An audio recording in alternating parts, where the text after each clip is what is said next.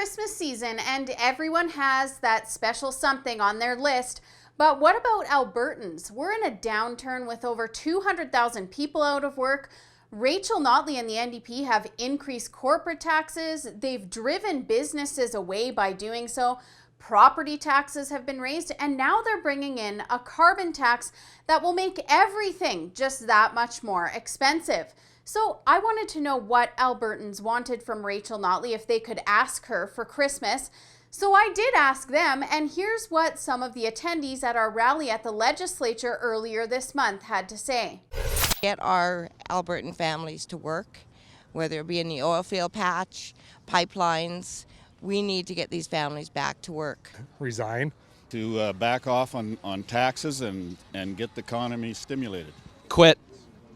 Her business plan to reduce coal production and bring up renewable resources in the best interests of Alberta, and how she's going to make this business plan fly. I would like $1 million. And I even got to talk to some politicians about what they would want from Rachel Notley here. A referendum on a carbon tax followed by her resignation. Axe the tax. I'm not going to get it, but I would ask for an economy that is creating jobs. If I could ask for one thing from Rachel Notley, it would be to reverse the carbon tax. We're already seeing the devastating effects of the tax, and it hasn't even hit yet.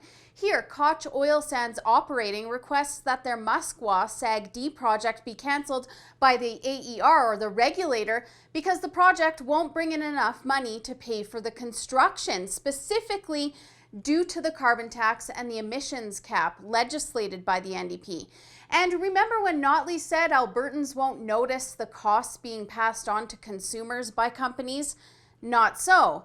Here, Highway 9 states clearly that they can't absorb the costs, and they'll now be invoicing for it. So far, calls to scrap the carbon tax have been largely ignored, and people just want it to go away. Nobody voted for it, it wasn't a part of the NDP's platform, and it's clear that it's diminishing our competitiveness.